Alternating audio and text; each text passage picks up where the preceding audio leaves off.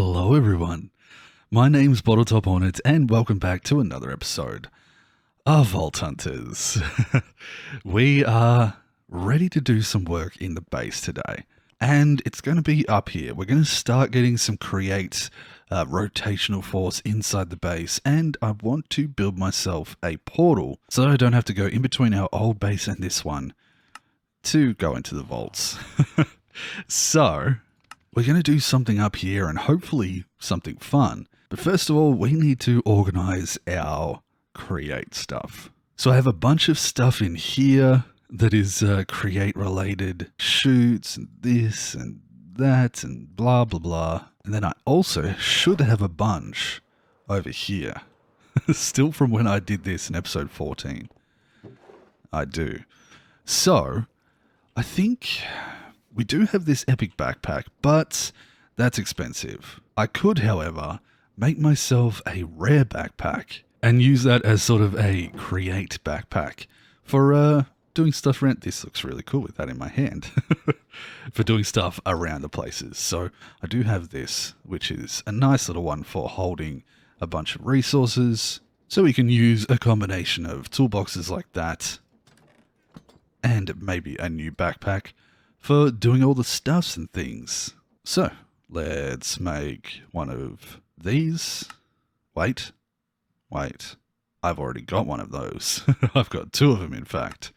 So instead, let's make one of those. I need a block of gold. There we go. And block of diamond, a block of vault diamond, and another pog. Nice.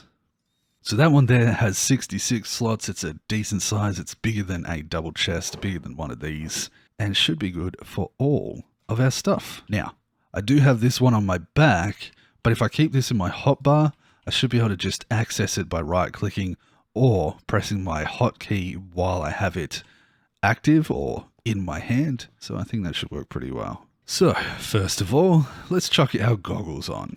Yeah, and let's see what we have about this place. All of that. Oh man, there's a lot actually. Lots of bits and pieces. But we just do this. Put it all away. It's not even half full. Perfect. Also grab a few things that we can use alongside it. Probably some pistons and some hoppers just in case. Nice. So now what we can do is bring up our create menu. And first things first, we want to make 2 windmill bearings. This is why I wanted all of those pog ores. So let's actually make a handful of these things. Let's check what I have the most of. Most Larimar. So let's make it out of that.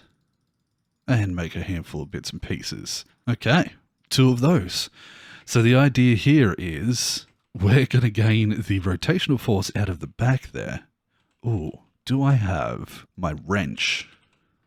I have got a wrench somewhere. I know it. Wrench. I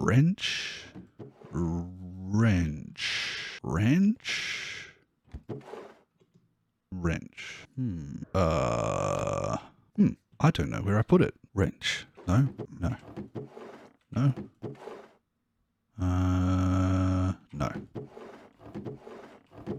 There it is.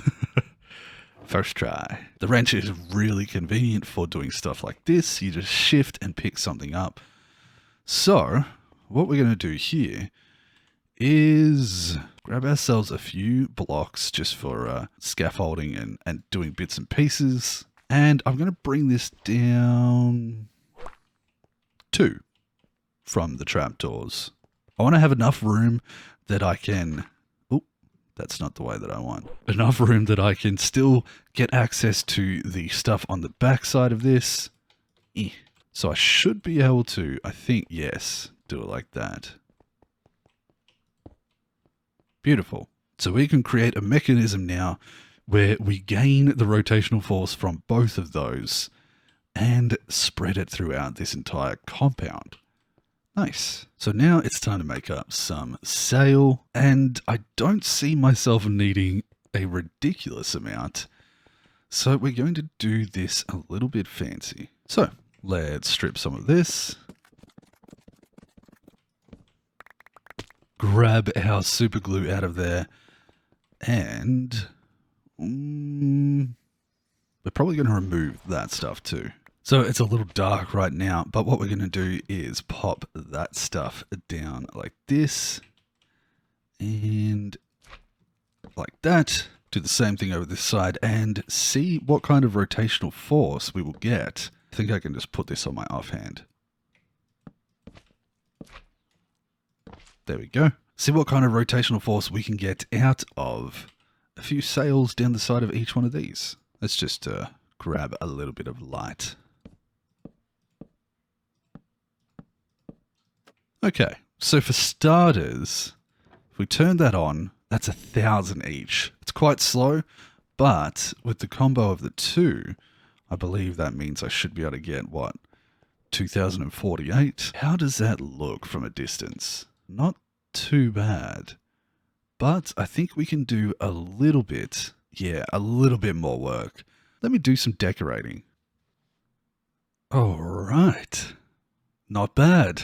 So, what I've done here is I've actually turned these into something that is powered by what I like to imagine as a little bit of geothermal energy. So the steam rising out of these little obsidian magma pools is turning these around and around. They're supported up at the roof and they are spinning on top of this, I suppose, like pointed top, even though it's just a hopper. It feels like a nice point that it would be spinning on top of. So I've got that on either side. And then I have adjusted this area here, dug out a little bit of a hole, and we're going to do, I was fiddling around with things, but we're going to do something here with some moving contraptions. So in here somewhere, yes, I have 2 mechanical bearings and I also have 2 sequenced gear shifts. Now the sequenced gear shift can be programmed to do different things inside of it when it gets a redstone signal. So you'll see here, it can go to one spot, to another spot, back and forth and around, and I can make that do what I want. The idea here is that I have this whole wall fully sealed, and when we give it a redstone signal, the 2 doors slide open out this direction, revealing a portal. Something that we can do with this is use Watcher. Yes, I've only got one of them, but these Ender Watchers are a really cool thing where when you look at it, it provides a redstone signal. So as you can see, it's lighting up. And for example, if we got something like this, do you see what I'm saying now? So I'm thinking I try and use that as a way for me to walk up, look at one of them or 2 of them, and that fires the signal that opens the doors. And I should be able to make it so that that signal opens it up and it won't activate again until it's stopped. I do it again and it will close again. So let's see what we can get going. First of all, these mechanical bearings are going to go on top of this thing. So like that. Oops, my Eternals were summoned or attempted to summon. And I'm going to have to glue all of this stuff together. So a little bit of super glue. Might quickly put that there. And with the super glue in the offhand, there we go. Not too bad. Now, I'm going to make it out of something slightly different. Let's see. What do we have available? I could do something Gabbro related. How about that? How about we grab this, throw it into our one here, and let's do layered Gabbro. Let's try that. What I'm going to do is find that central point, come across here, and we're just going to do one door to start off with. Oh, gotta glue it.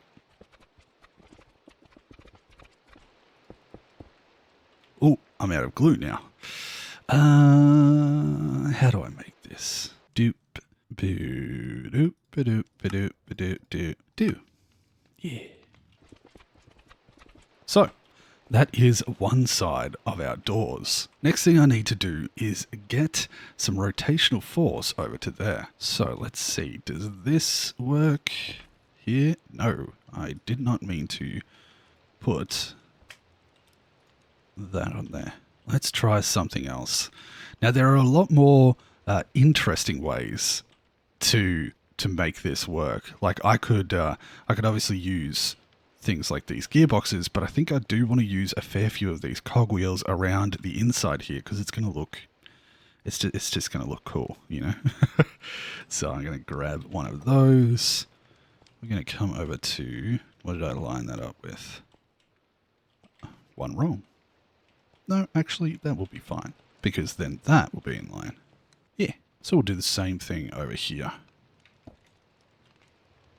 Nice.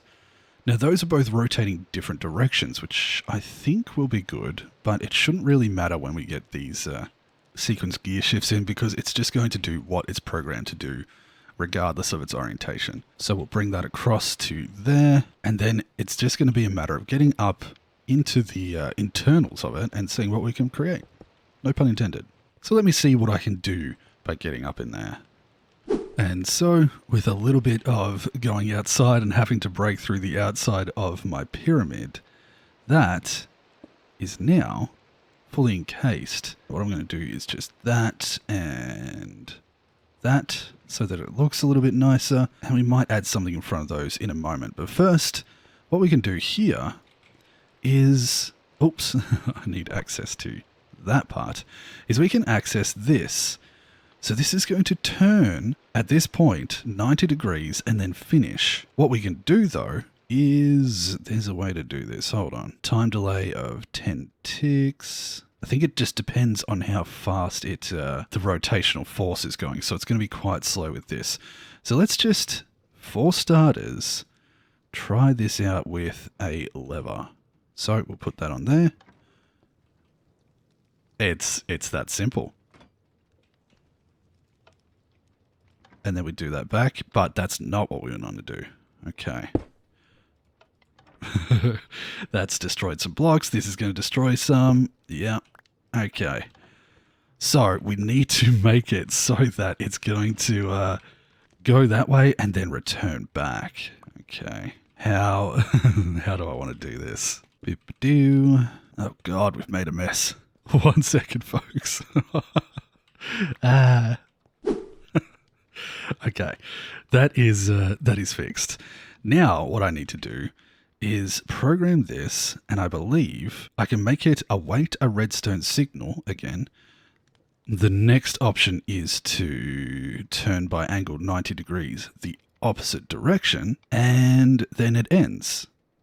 So now when I turn that on, it should go to that point there and await a redstone signal. And when it happens again, it comes back here and it ends. And that should reset it to its original point. And it just opens and closes. Oh, Create is so much fun. Now I'm not really set on this actually. So let's think, what other kind of materials could we use? What can we make out of hardened stone? Maybe hardened stone bricks? Let's try that out on this side. Sure.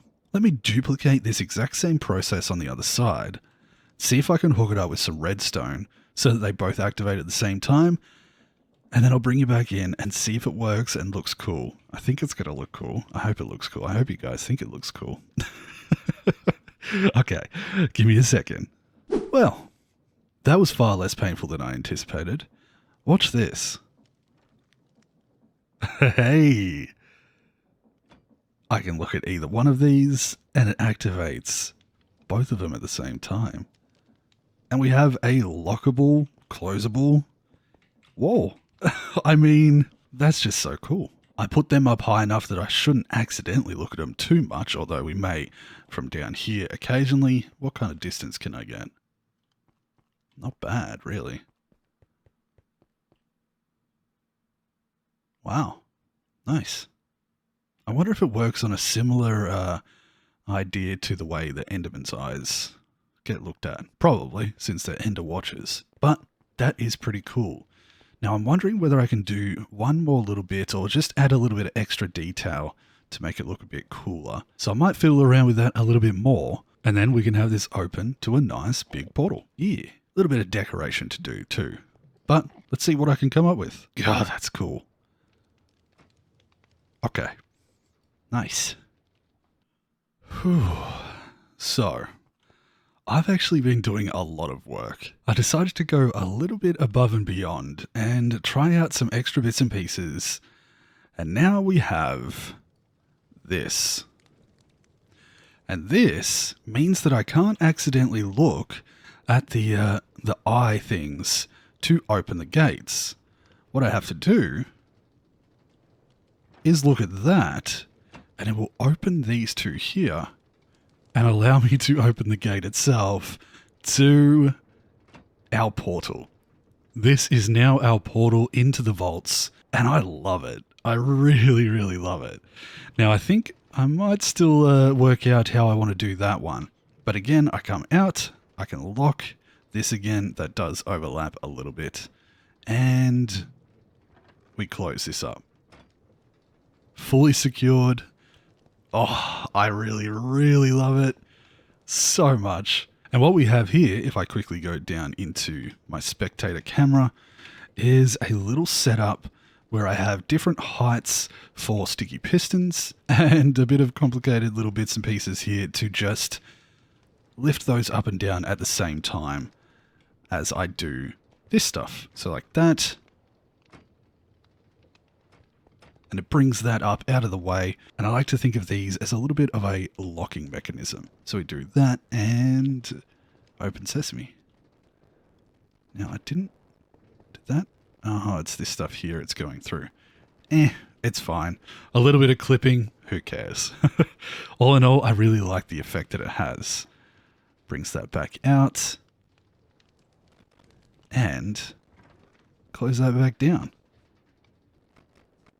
Nice. So now I just need to work out where to, I looked at it, where to put that where it's a little bit more accessible. I think I want it in a way that, maybe it's up in the ceiling there, I'm not sure. But in a way that makes it nice and simple to look at. And it's also something that we get to see this whole visual thing happen at the same time. So, yeah, I'm not quite sure where I'm going to put it. I'm going to have to think about that. But all in all, this is pretty cool. We've got this start to a bit of steampunk. Do I want something different done there? Let me just quickly do this, grab one of those, something like that, and something like that. Yeah, we'll hang that from the ceiling or something. But I do love these mechanisms, these create machines that are just sort of turning and creating visual appeal, something to look at while it's all moving around. And now that's going to be extendable out in any direction. It's kind of cool. Now, one last thing. There it is. Stressometer. Let me see if I can see how much is going on for this. Remaining capacity 3,800. So we've only used a very small amount. It should change when we're doing that. Maybe not. What about 888? 856. So it only uses like 30 or so while it's doing those things. Nice. 32. And 16. So overall, a total of 48. As long as we have 48 left over in the capacity at all times, then we should never overstress it. Cool. That's awesome. I love that. So now what I want to do is just extend that out this way a little bit, work out how that's going to sit. I think maybe we do this in case we want to make that 5 by 5. So we make that the center there. Now, for now, that will just do. And I'll do the same thing over here. Central and central. Cool. And now what I'm going to be able to do is just continue this around the perimeter and bring that down to machines that are going to hopefully farm us a bunch of materials. I'll see if I can do a thing where I turn them on and off. We might have a control panel somewhere where I use the redstone receivers or the redstone transmitters. I'm trying not to look at that right now. That are programmable, and they can be programmed for each individual type of farm, so that when I want one running, all I have to do is turn it on via a switch set. Kinda cool. So, from here, that looks pretty decent. I'm just debating whether or not to put sails, but maybe I'll leave that question up to you guys. Should I keep it blank, or should I go some like black sails or something like that? Use the black wool? Let me know what you guys think in the comments. And all I really want to do now is see if I can, just make this all feel a little bit more connected. That does mean that I'm going to have to do a little bit of adjusting of some of these things. Can I? Yeah. I'll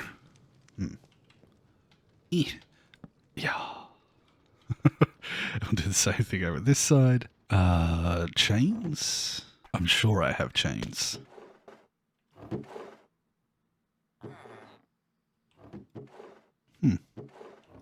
Maybe I don't. That's fine. It's fine. It's fine. We'll just craft up a couple. Oh, man, I have stuff everywhere. Hold on. There we go. I want to kind of use chains and the cogwheels and everything like that to build up a little bit of a steampunky feel. Combine this ancient temple, this strange architecture with something a little bit more mechanical. I don't know. Let me know if you guys have any ideas for aesthetic parts of this. Should I add some leaves in here to make it feel overgrown? Should I add useless contraptions with cogwheels that don't really do anything but just look like something? Something that I could do is grab stuff like these fluid pipes and just create, no pun intended, pipes coming down in different areas. Ooh, those could look really cool. Let me grab a couple more, actually. Just need to come over here. Actually, something that I've been meaning to do is make a depot just here, like so. And I can then go like that, and it'll just crush away at those things. I ended up adding this on here, I can't remember when, just when I needed a little bit of crushing power. And since this works at a pretty decent speed, it, works pretty good. Now I can just grab that, and I've got the copper sheets that I need. Perfect. So, let's make a handful of these. Seems like a little bit of a waste because of the materials that it costs, but it's not too bad. And I can do something like this. Wait, does it not come sideways? Does it go sideways? It should, yeah. And what do we have? Copper casing. That's kind of cool. I like it. Let's put one more piece of that copper casing just here. So maybe I can add a bunch of pipes around the area, as though, even specifically, as though we're using this thermal energy coming from this hot springs. I kind of like it. Maybe we just put that across one. Yeah. That way it's centralized with this, as though we are getting some power out of it. Let me see if I can do this too. Oh, I somehow... Hello? Wait, can I climb that super quick? I can.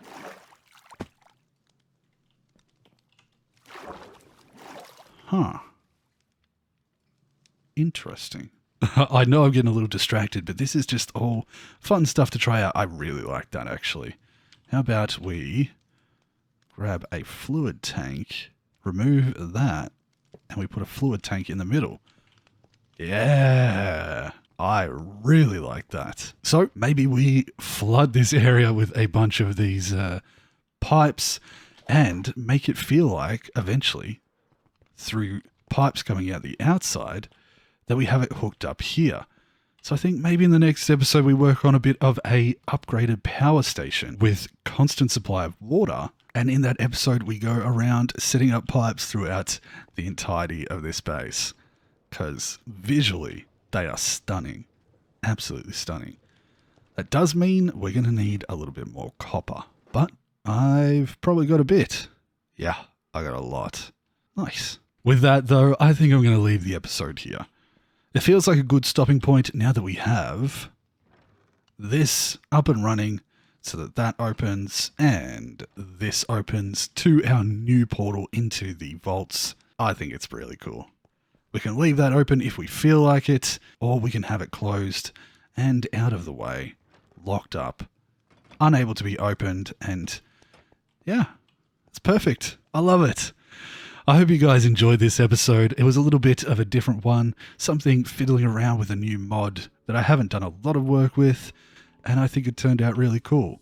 I hope you like my idea of, instead of using wind power, turning this into more of a thermal, geothermal energy, and I think, yeah, we're definitely going to add some pipes in the next episode. So, yeah, let me know what you think. And if you did enjoy it, I would really appreciate you leaving a like. It does help the videos, it helps them get out to more people, and it helps my channel a lot.